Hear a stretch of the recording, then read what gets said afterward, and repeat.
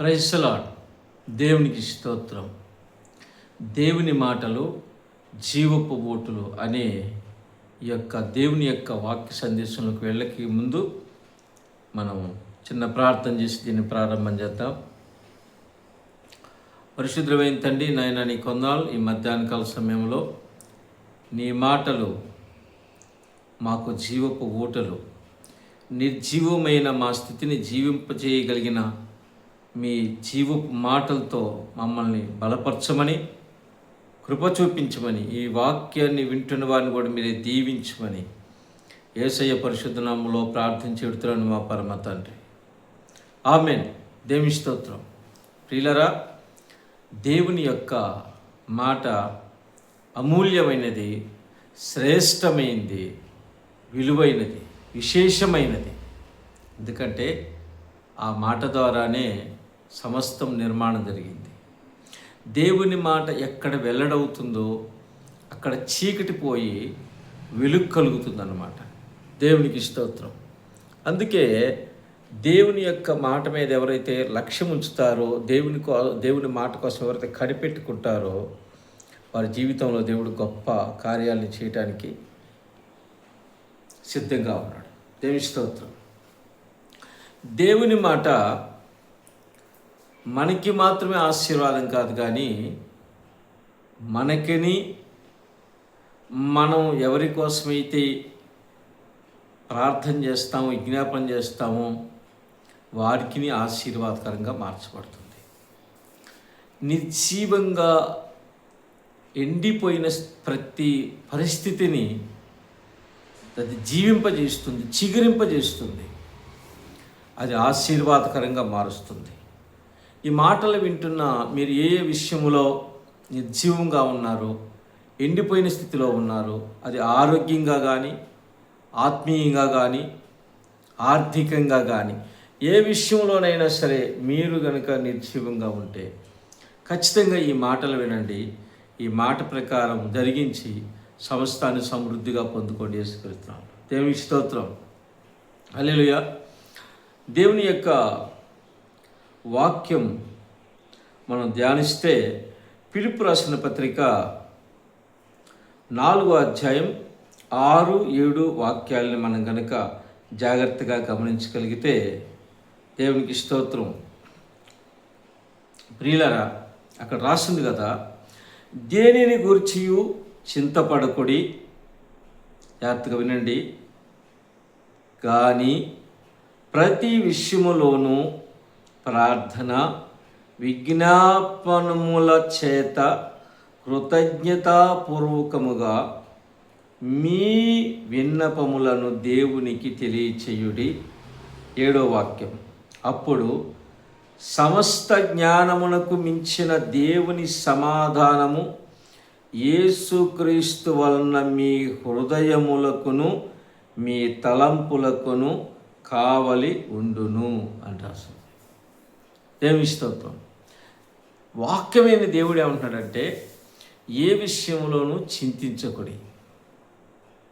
మీరు చింతించి మూరెడు ఎక్కువ కానీ మూరెడు తక్కువ కానీ చేయలేరని చెప్తుంది. విశ్వాసంలో మనల్ని బలపరిచే ఈ వాక్యాన్ని జాగ్రత్తగా గమనించండి. దేవుడు అంటున్నాడు కదా, మీరు ఏ విషయం గురించి చింతించొద్దు. మరి ఏం చేయాలి? మీరేం చేయాలంటే, మొట్టమొదటిగా ప్రార్థన చేయండి, రెండోది విజ్ఞాపన చేయండి, తర్వాత మీరు ఇంతకు ముందుగా పొందిన ఆ మేలులకి కృతజ్ఞతాస్తుతులు చెప్పి అప్పుడు మీ అవసరాన్ని దేవునికి కృతజ్ఞతాపూర్వకంగా విన్నవించడం చెప్తుంది. దేవుని స్తోత్రం. ప్రార్థన ఎవరి కోసం చేయాలి అని చెప్తే, హింసించే వారి కోసం ప్రార్థన చేయాలి. మనల్ని నశించే ఆత్మల కోసం ప్రార్థన చేయాలి. మనల్ని ద్వేషించే వారి కోసం ప్రార్థన చేయాలి. 1 తిమోతి 2లో ఉంది, అందరూ రక్షణ పొందాలని ఆయన ఉద్దేశం ఉందంట. దేవుని అవసరాన్ని పైన చెబుతూ తర్వాత దేవుడు చేసిన మేలుకి మీరు కృతజ్ఞతగా ఉన్నారు అని చెప్తూ అప్పుడు మీ అవసరాన్ని తెలియచేయమన్నట్టుగా వాక్యం మనకి చెప్తూ ఉందన్నమాట. అప్పుడంట సమస్త జ్ఞానానికి మించిన సమాధానం. మనం ఏదేదో ఊహించుకొని ఎవరెవరో మాటలని ఏదో విధంగా ఆ యొక్క అవసరాలు తీర్చుకోవాలనుకుంటున్నాం, కానీ అది జ్ఞానం కాదు. కానీ మీ జ్ఞానాన్ని, ఈ లోక జ్ఞానాన్ని మించిన సమాధానం దేవుని యొద్ద దగ్గర నుంచి మీకు వస్తుందని చెప్తా ఉంది. ఒకటేం చేయాలంటే ప్రార్థన చేయాలంట, 2 విజ్ఞాపన చేయాలంట. రాజుల కొరకు, అధికారుల కొరకు, ప్రధానుల కొరకు ఏం చేయాలంట? విజ్ఞాపన చేయాలంట. మొట్టమొదటి ఇంకోటి ఏం చేయాలంట? ప్రార్థన చేయాలంట.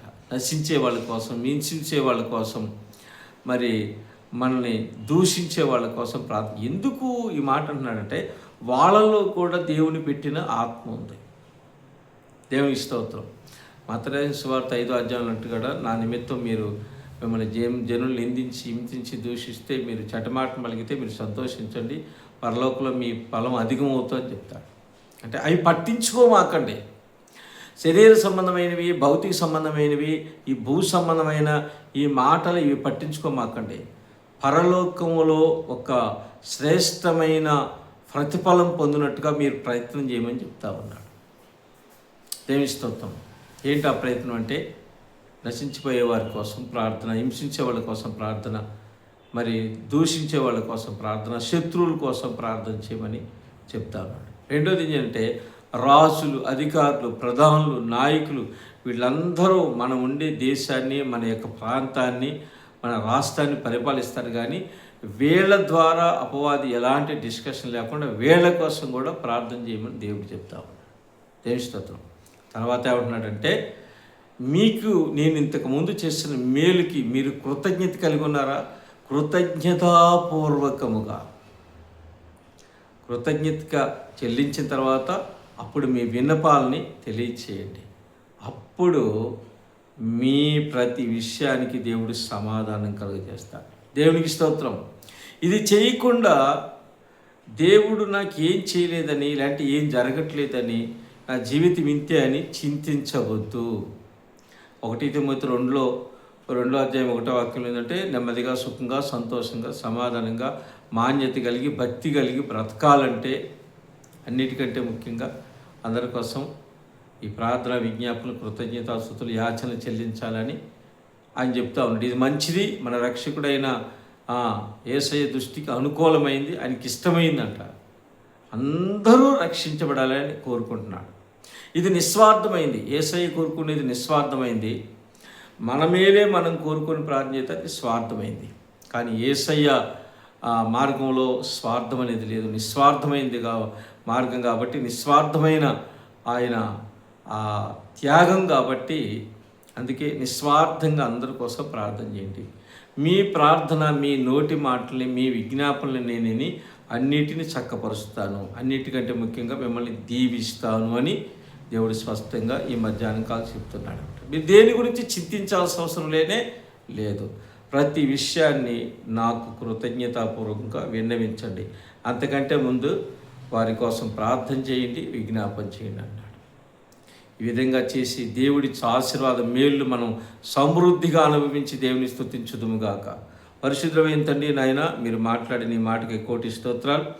ఇంతవరకు ఎవరెవరైతే తెలియక చింతిస్తున్నారో, బాధపడుతున్నారో, చింత యావత్తు నా మీద ఏమన్నావు ప్రభువా.